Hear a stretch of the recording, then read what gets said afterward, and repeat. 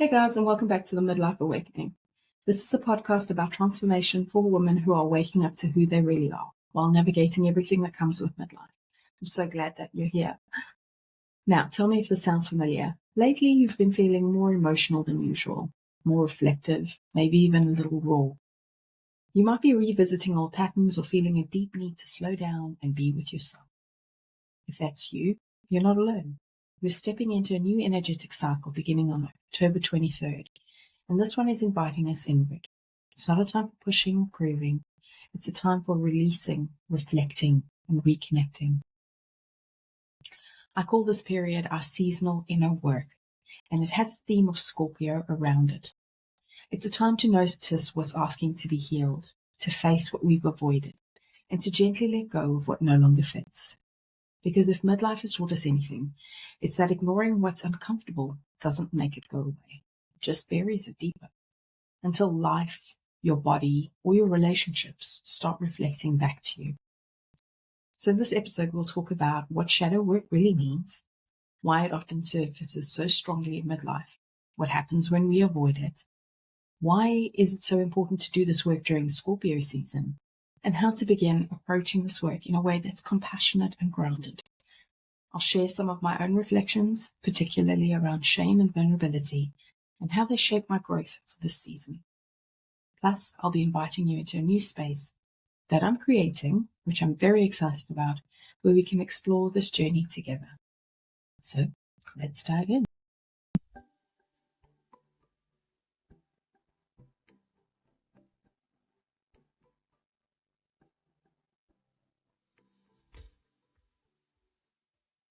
Hey guys, and welcome back to the Midlife Awakening podcast. My name is Odelia, and I'm your host.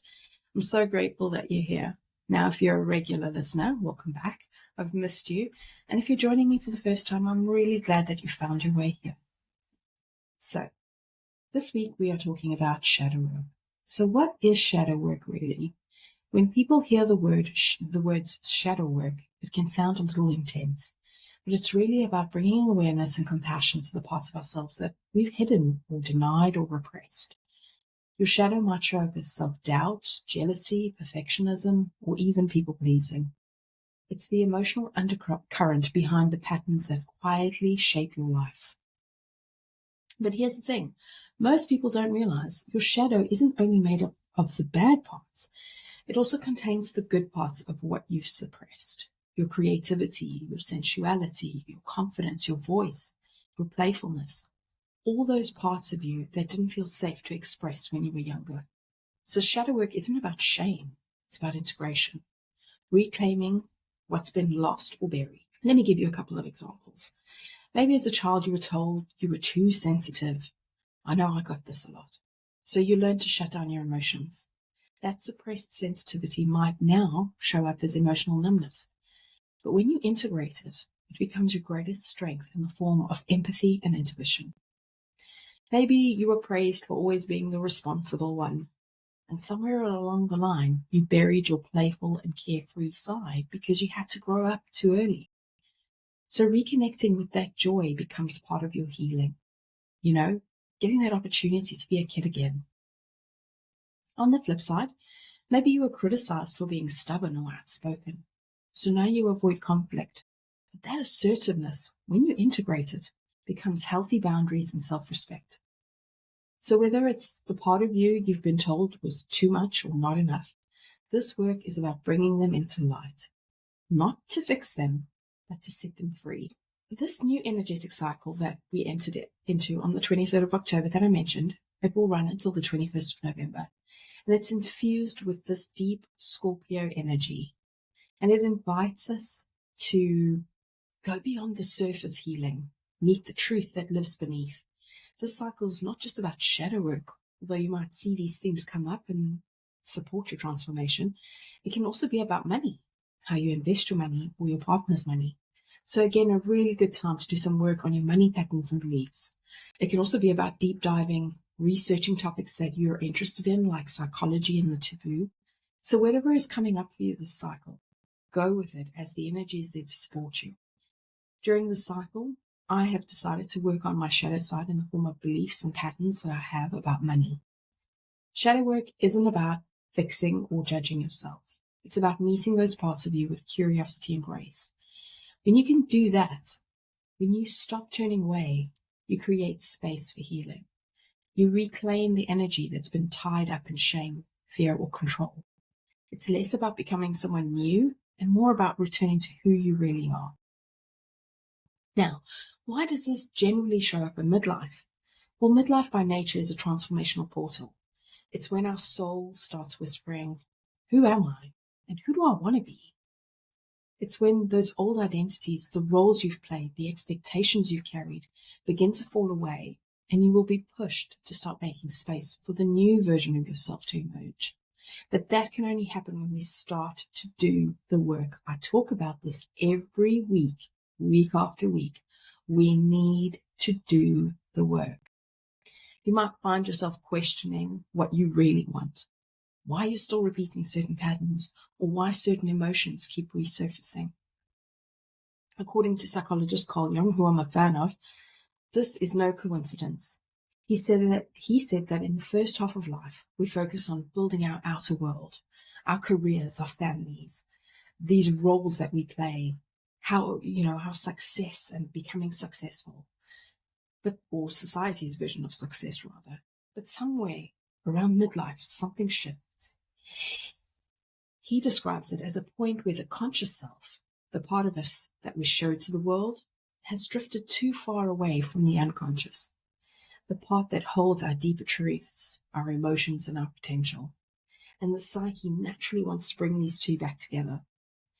Jung called this process individuation, the journey of becoming whole, of integrating what's been left behind so that we can live with more authenticity and inner peace.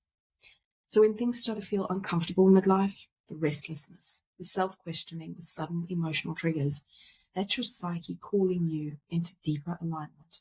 It's not a breakdown, it's a reconciliation. You're being guided to bridge the gap between who you've been and who you truly are. Now, if we ignore this doing this work, we risk staying stuck, reacting from wounds of our past that keep us in the same patterns, rather than responding from a place of healed wisdom. But if we start to actually do the work, to follow the synchronicities and to allow it, midlife becomes an awakening. You begin to see the deeper transformation, and a version of yourself emerges that is integrated. And it's integrated all these parts of you, including your shadow. Because at the end of the day, the shadow is the part of us, and it's not going to go away. It is still part of us, and it just needs healing and integration so that we can move towards becoming a whole version of ourselves. All we need to do is to listen and to do the inner work. Now, you might be asking me, okay, Adelia, you talk about this every week. We need to do the work. Where do I start? How do I start doing this work? Because I want to change and I want to integrate. So this is how we start. The simplest way is to create space for awareness. If you think about a 12-step program, step 1 is awareness, acceptance. This is what's coming up for me. This is my shadow. So when something triggers you, instead of rushing to fix it or distract yourself, pause and ask, what is this really about? Is this true about myself? When have I felt this before? And what might this emotion be trying to show me? Sometimes just naming what you feel, like sadness, anger, disappointment, guilt, can be a starting point. Now, for me, this happened just the other day. I was sitting at work and someone sent me an email. And when I read this email, it sent me into a panic. And I could feel the panic flush my body and the anxiety. And there was nothing wrong with the email that was sent. There was nothing wrong with it. But because I was viewing that email from the lens of my own wounds from childhood, it was creating this panicked reaction inside of me. And normally, previously, this would have sent me into a tailspin. I would have gotten very defensive. I would have gotten very angry, very reactive, right? But I just paused and I asked myself, what is this triggering inside of me? Where does this come from? And it came from this belief of not being good enough. not being smart enough, not being proactive enough, not being efficient enough, not being smart enough. That was a big one for me, not being smart enough. And so as I'm sitting there at my desk, and I'm sitting there at my desk, if you had seen me at my desk, you would never know that it was going on in my brain. But I just sat and I paused and I went through this process in my head of, where does this come from? Why am I feeling like this? Is this true about myself? And I realized it's not true about myself. This is just something that's coming from my childhood.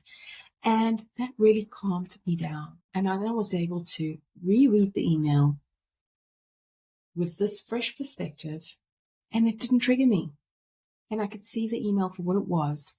It wasn't anything malicious. I wasn't being attacked in the email. My intelligence wasn't being attacked in the email. There was nothing about me in the email. It was just my own insecurities coming up about myself and my capabilities. And just that process, 2-3 minutes of sitting there and going through that in my mind, really, really calmed me down. So when you find yourself going into these triggered states, do that. Just take those couple of minutes and just talk to yourself. Bring yourself back to, bring that awareness in. Now, if you're able to, when this comes up, you can journal your reflections. If you can't do it in the moment, then do it later on in the day. If journaling's not for you, get your phone out and record yourself talking to yourself and talk yourself through it. Let your thoughts spill out, either onto the page or into the phone recorder, without censoring them. Use your body as awareness. Notice where you feel that tension or that emotion.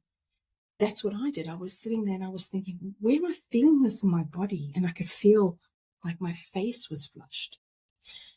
Because your body is gonna know before you do.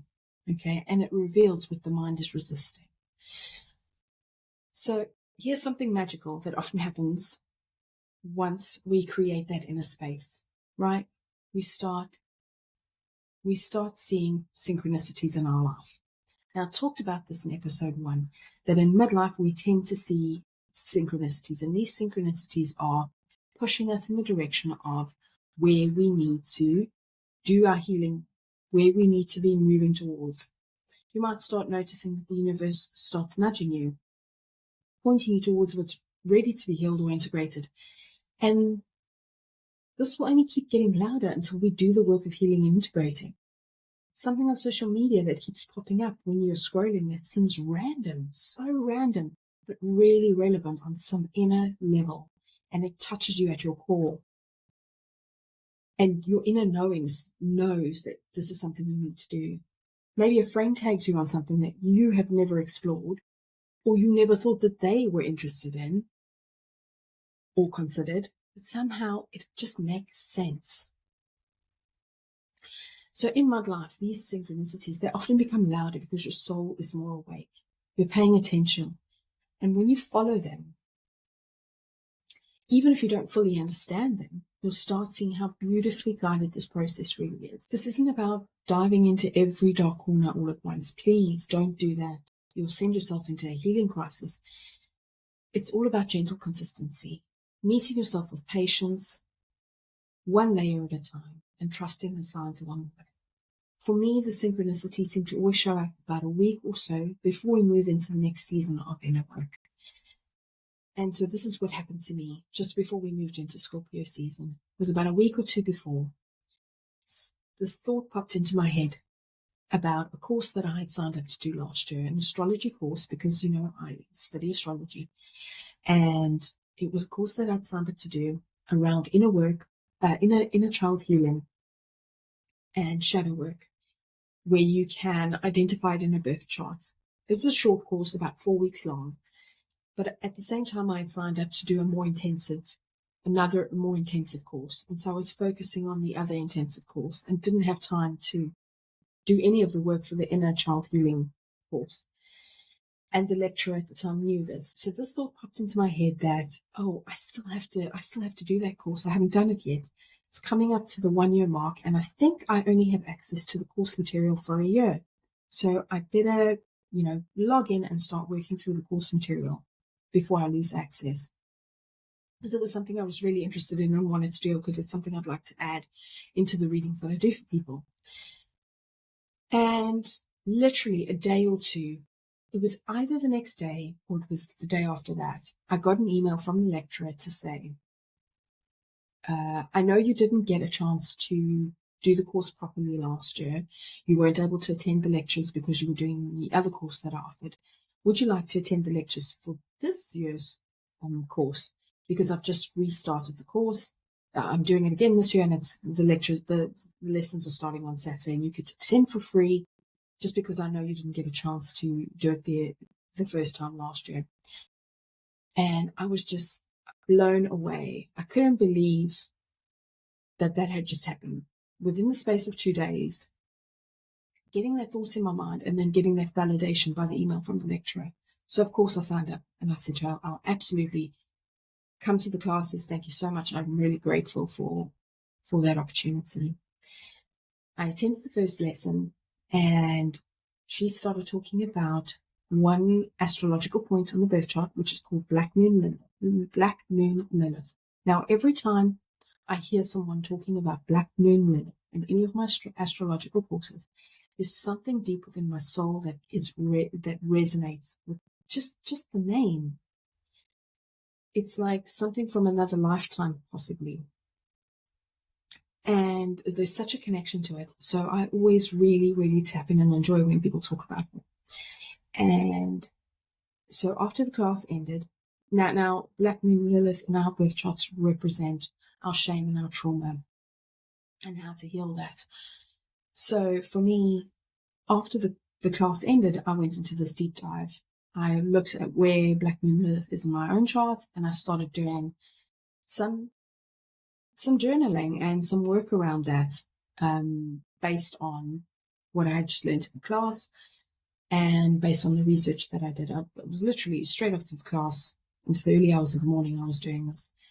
And what this really brought up for me was my issues around shame and vulnerability. So that's what the theme is going to be for me for this season, because that's what I feel I was being pointed towards. Because I realized that so much of my drive to achieve, to stay strong, to hold it together, was rooted in old shame. Shame that said you're not enough unless you meet the expectations of certain people in your life or society's standards of success. But over time, I've learned that true strength is about softness. Vulnerability isn't a weakness, it's connection. And I know a lot of people struggle with vulnerability and seeing it as a weakness. A lot of us do. It's a common thing. So when I allow myself to be seen as I am, even when I don't have it all figured out, that's when I feel most alive. That's when I find belonging, not through perfection, but through presence. So that's what I'm going to be working on this season. So for you, if the season is calling you to be more open, more authentic, or more gentle with yourself, listen to that. That's where your freedom is going to live. So as we wrap up this session, I just want to say, sit after the show in reflection about what we've talked about today. Start thinking about what has been showing up for you that you know deep down needs to heal, and start today just becoming aware of it, and then start journaling about it. If you want to go deeper than that and you're ready to explore your own inner work within a supportive space, I'd love to invite you to join the Awaken community on Substack, which I'm softly launching this Monday.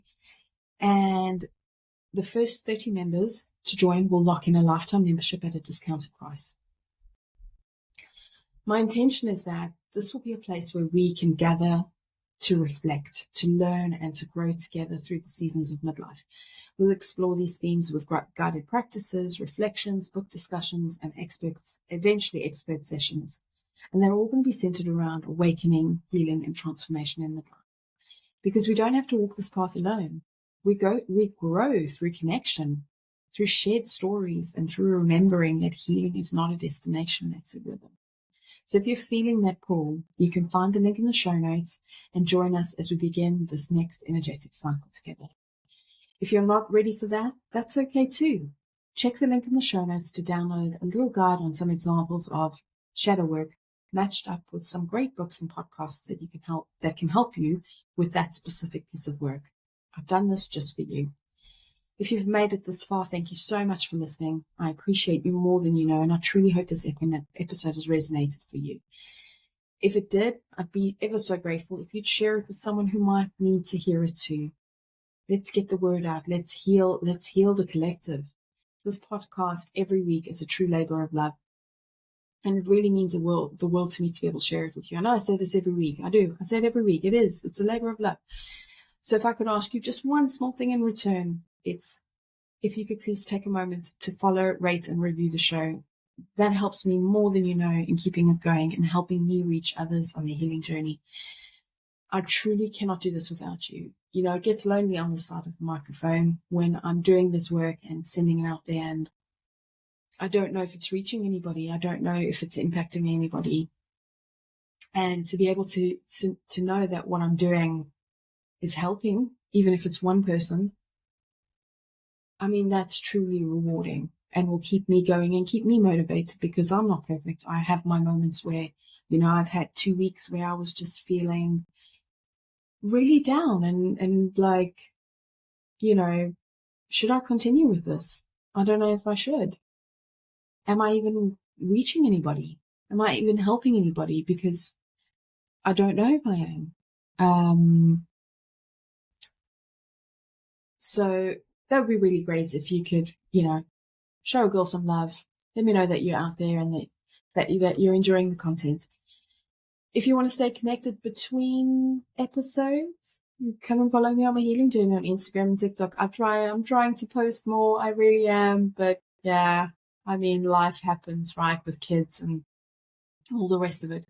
You'll find the links in the show notes, or just search the Midlife Awakening on either of those apps. And if you want to head over to Substack, because that's sort of where I'm living nowadays, and sign up to my newsletter, not only are you going to receive a notification when a new episode lands, but you will also receive a free download from me to you to start your own Midlife Awakening journey. We're only getting started, so make sure to click that follow button or the little bell so you're notified when a new episode drops. Until next week, be kind to yourself, take care of your heart, and remember, it's never too late to begin again. Bye for now.